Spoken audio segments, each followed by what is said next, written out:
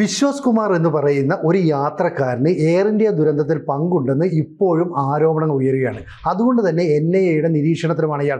സത്യം പറഞ്ഞാൽ ഇത്രയും വലിയൊരു വിമാന ദുരന്തത്തിൽ നിന്ന് വളരെ അത്ഭുതകരമായ ഒരാൾ രക്ഷപ്പെട്ടാൽ അയാളോടൊപ്പം നിൽക്കുകയല്ലേ പൊതുസമൂഹം ചെയ്യേണ്ടത് എന്നൊരു ചർച്ചയുണ്ട്. ഇവിടെ സോഷ്യൽ മീഡിയയിൽ ഉൾപ്പെടെ ഇയാൾക്കെതിരെ വലിയ ആരോപണങ്ങൾ ഉയരുന്നു. ഇയാൾക്ക് ഈ ദുരന്തത്തിൽ പങ്കുണ്ട്, ഇയാൾ ഭീകരവാദികളുമായിട്ട് നിരന്തരം ബന്ധം പുലർത്തുന്നതാണ് എന്ന തരത്തിലൊക്കെ ആരോപണമുണ്ട്. ഇനി ഇയാൾ കുറ്റക്കാരനാണെങ്കിൽ ഇയാൾക്കെതിരെ നടപടിയെടുക്കണം, അതല്ല എങ്കിൽ ഇയാളെ ഇങ്ങനെ ക്രൂശിക്കാൻ പാടില്ല. ഇങ്ങനെ രണ്ട് നിലപാടുകളാണ് ഇപ്പോൾ പ്രധാനമായിട്ട് ഉയർന്നു വരുന്നത്. ശരിയല്ലേ? തീർച്ചയായിട്ടും സിരിജി. കാരണം ഇന്ത്യ കണ്ട ഏറ്റവും വലിയ വിമാന അപകട ദുരന്തമാണ് അഹമ്മദാബാദിൽ ഉണ്ടായത്. ഏകദേശം 300-ലധികം പേർ മരിച്ചിട്ടുണ്ട്.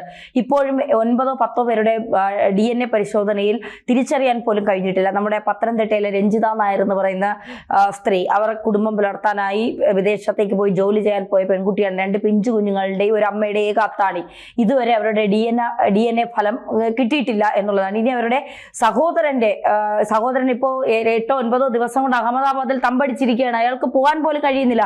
കാരണം പെങ്ങളുടെ ശരീരഭാഗത്തിന് എന്തെങ്കിലും കിട്ടിയില്ല എങ്കിൽ അവർക്ക് അത്തരത്തിലെങ്കിലും ഒരു സമാധാനം ഉണ്ടായിരുന്നു. ഇത് അതുപോലും ഇല്ലാത്ത തരത്തിലേക്ക് ചിന്നിച്ചിതറിയെന്നാണ് പറയുന്നത്. അപ്പോൾ അത്തരത്തിൽ വലിയ ദുരന്തം ഉണ്ടായ സമയത്ത് എന്താണ് എന്ന് പോലും ഇതുവരെ മനസ്സിലാക്കാൻ കഴിയാതെ നമ്മൾ ഇങ്ങനെ നിൽക്കുന്നു. ഒരേ സമയം 2 എഞ്ചിനുകൾ പ്രവർത്തനരഹിതമാകുന്നു. ഇതെങ്ങനെ സംഭവിക്കുന്നു? ഇതൊരു വലിയ ചോദ്യം.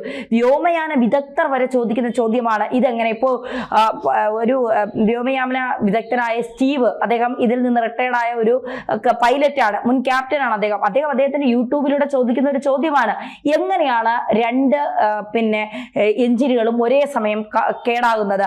ഈ വിമാനം ഒന്നത് ഇത്രയും ദൂരം യാത്ര ചെയ്യുന്ന ഒരു വിമാനം, നിറയെ ഇന്ധനം നിറച്ച ഒരു വിമാനം, ഈ വിമാനം പറന്നു പൊങ്ങുന്നതിന് മുൻപ് കൃത്യമായ സാങ്കേതിക തകരാറുകൾ ഉണ്ടോ, സുരക്ഷാ സംവിധാനങ്ങളെല്ലാം കൃത്യമായി പരിശോധിച്ചതിന് ശേഷമാണ് ഫ്ലൈ ചെയ്യാനുള്ള ഓർഡർ നൽകുന്നത്.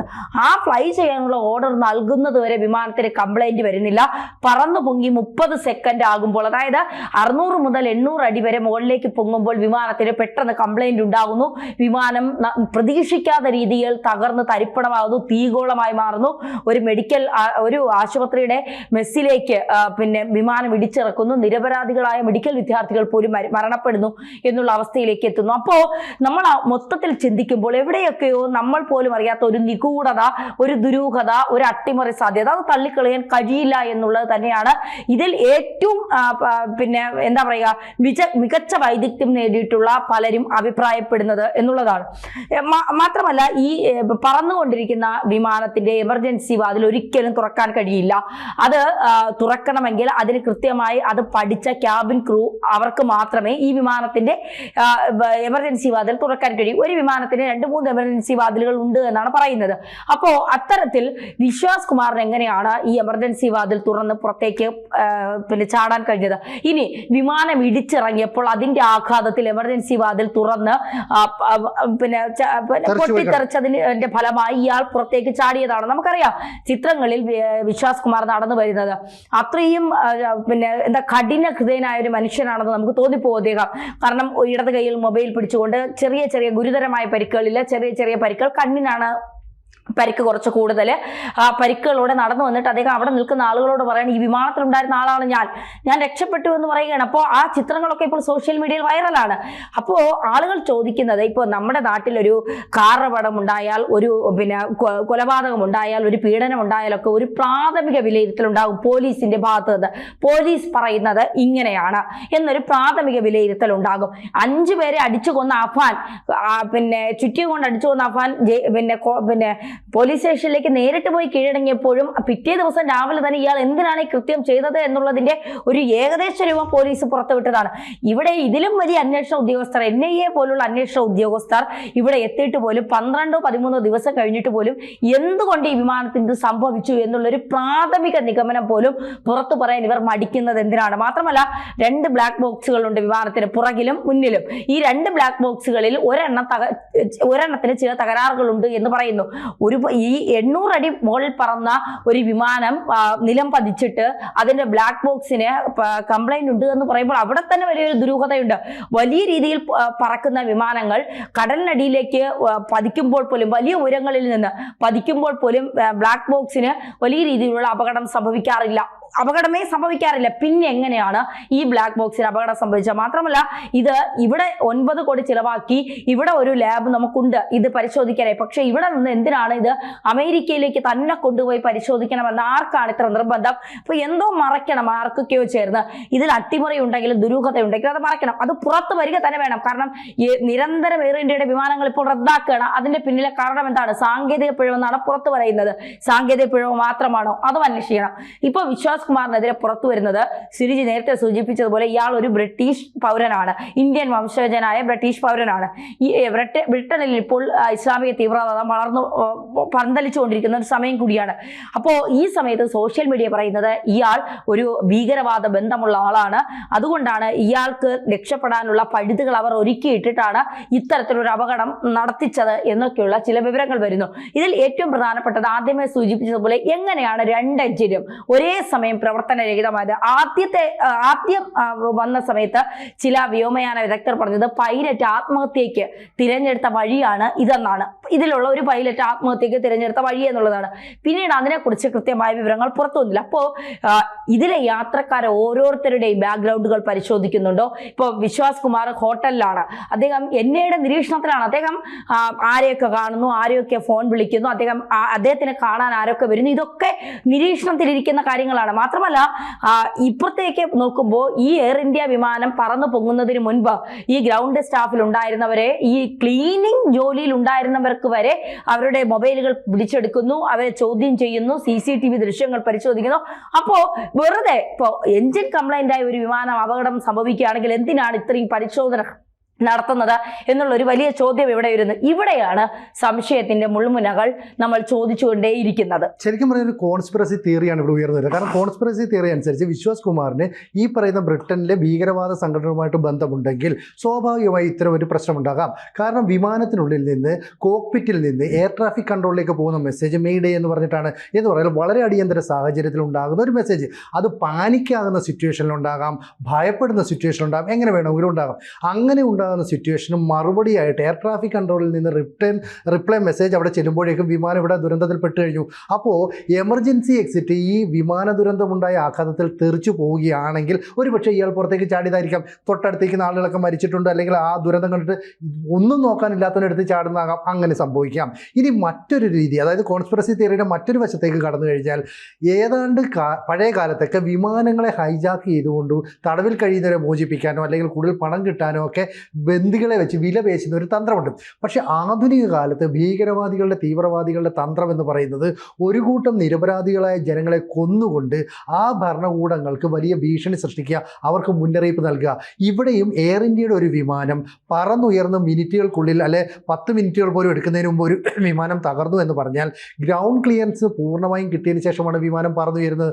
ആ വിമാനത്തിൻ്റെ 2 എഞ്ചിനുകളിൽ ഒരെണ്ണം പ്രവർത്തനക്ഷമമല്ലെങ്കിൽ മറ്റേത് ഓട്ടോമാറ്റിക്കായിട്ട് പ്രവർത്തന സജ്ജമാവുകയും വിമാനം മുകളിലാണെങ്കിൽ താഴേക്ക് ഇറക്കാനും താഴെയാണെങ്കിൽ മുകളിലേക്ക് പറന്നു പോകാനുമുള്ള എല്ലാവിധ ഓട്ടോമേറ്റഡ് സംവിധാനങ്ങളും അതിൽ ഇൻക്ലൂഡ് ചെയ്തിട്ടുണ്ട്.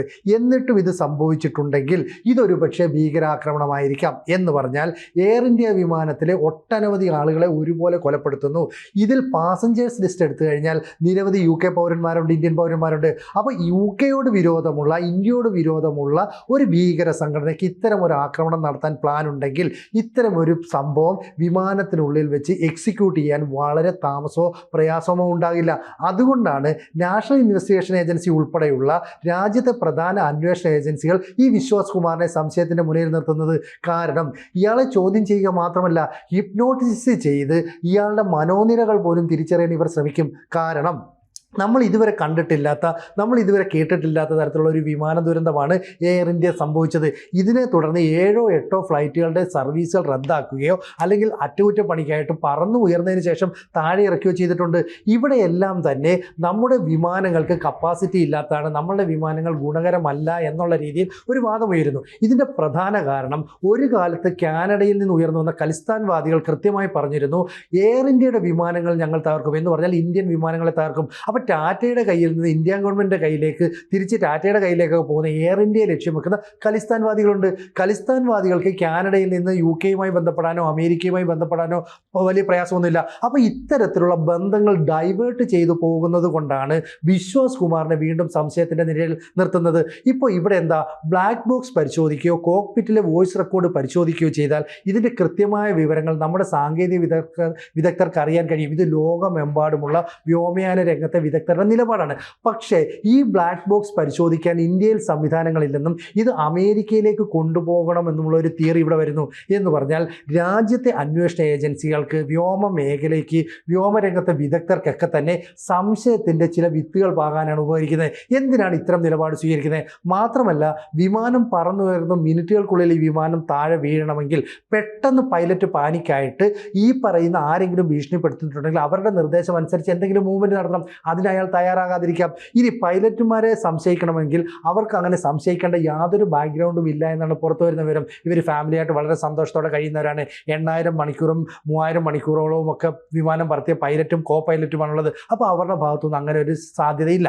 ഇനി ഈ വിശ്വാസ് കുമാർ പറയുന്ന അനുസരിച്ച് ഒരു സാധനം എന്തോ തെറിച്ചുപോയി, അതൊരു പക്ഷേ എമർജൻസി എക്സിറ്റ് ആകാം. അങ്ങനെ തെറിച്ചു പോയിട്ട് ഇയാൾ അത്ഭുതകരമായി രക്ഷപ്പെട്ടതാണെങ്കിൽ ഈ രാജ്യം മുഴുവൻ അയാൾക്കൊപ്പം നിൽക്കണം. അയാൾക്കൊരു കുടുംബമുണ്ട്, മക്കളുണ്ട്. അങ്ങനെ ജീവൻ തിരിച്ചു കിട്ടിയ ഒരാൾക്കൊപ്പം നമ്മൾ ചേർന്ന് നിൽക്കുക തന്നെ ചെയ്യണം. ഒപ്പം തന്നെ NIA ഉൾപ്പെടെ അന്വേഷണ ഏജൻസികൾ ഇയാളെയും ഗ്രൗണ്ട് സ്റ്റാഫിംഗ് അംഗങ്ങളെയും അവിടുത്തെ തൂപ്പുകാരെ വരെ ചോദ്യം ചെയ്തിട്ടുണ്ടെങ്കിൽ സ്വാഭാവികമായും രാജ്യത്തെ അന്വേഷണ ഏജൻസികൾക്ക് സംശയം തോന്നാനുള്ള കൃത്യമായ എവിഡൻസ് കിട്ടിയിട്ടുണ്ട്. ഈ എവിഡൻസ് അനുസരിച്ച് ഇയാളെ ചോദ്യം ചെയ്യുകയോ അങ്ങനെ ഉണ്ടെങ്കിൽ ഒരു ഭീകരബന്ധം ഇയാളിൽ കണക്ട് ചെയ്താൽ ഈ എയർ ഇന്ത്യ ഉത്തരവാദികൾ അല്ലെ അപകടത്തിന് ഉത്തരവാദികൾ ആരാണെന്നും ആ ഭീകര സംഘടനകൾ ആരാണെന്നും ലോകത്തിന് മുന്നിൽ നമ്മൾ ബോധ്യപ്പെടുത്തുകയും ചെയ്യണം. അല്ലെങ്കിൽ എന്നും വ്യോമയാന മേഖലയിലെ ഒരു അപകടത്തിൻ്റെ പേരിൽ ലോകരാജ്യങ്ങളുടെ മുന്നിൽ ഇന്ത്യക്ക് തല കുനിച്ച് നിൽക്കേണ്ടി വരും. അതുകൊണ്ടാണ് ഈ വിശ്വാസ് കുമാർ ഇപ്പോഴും സംശയത്തിൻ്റെ മുൾമുനയിൽ നിൽക്കുന്നത്. ഒരു പക്ഷേ ഇയാളാണ് ഈ വിമാന ദുരന്തത്തിൻ്റെ പിന്നിലെന്ന് സമൂഹ മാധ്യമങ്ങളിൽ വലിയ തോതിൽ ചർച്ച ഉയരുന്നുണ്ട്. ഈ ചർച്ചകൾക്ക് ഒരു അന്ത്യം വരികയും വേണം. ഒന്നുകിൽ ഇയാൾ കുറ്റക്കാരനാണ് അല്ലെങ്കിൽ നിരപരാധിയാണ് എന്ന നിലയിലേക്ക് രാജ്യത്തെ അന്വേഷണ ഏജൻസികൾ, വ്യോമ മന്ത്രാലയമൊക്കെ ഒരു നിഗമനത്തിലെത്തേണ്ട സമയം അതിക്രമിച്ചു. അങ്ങനെയല്ലേ? തീർച്ചയായിട്ടും അങ്ങനെ തന്നെയാണ് പറയാൻ കഴിയുന്നത്. നിരപരാധിയാണെങ്കിൽ അയാളെ ക്രൂശിക്കാനായി അന്വേഷണ ഏജൻസികൾ ആർക്കും ഇട്ടുകൊടുക്കരുത്. അല്ല എങ്കിൽ കൃത്യമായ എന്താണ് വിമാനത്തിന് സംഭവിച്ചത്, വിമാനത്തെ ആരെങ്കിലും അട്ടിമറിച്ചതാണോ, ഭീകരവാദികൾ ആരെങ്കിലും വിമാനത്തെ തകർക്കാൻ ശ്രമിച്ചതാണോ എന്നുള്ള കൃത്യമായ വിവരം പങ്കുവയ്ക്കാൻ അന്വേഷണ ഏജൻസികൾ തയ്യാറാകണം. കൂടുതൽ വാർത്തകളും വിശേഷങ്ങളും നിങ്ങളിലേക്ക് എത്താൻ ABC മലയാളം സബ്സ്ക്രൈബ് ചെയ്യുക, ബെൽ ബട്ടണും അമർത്തുക.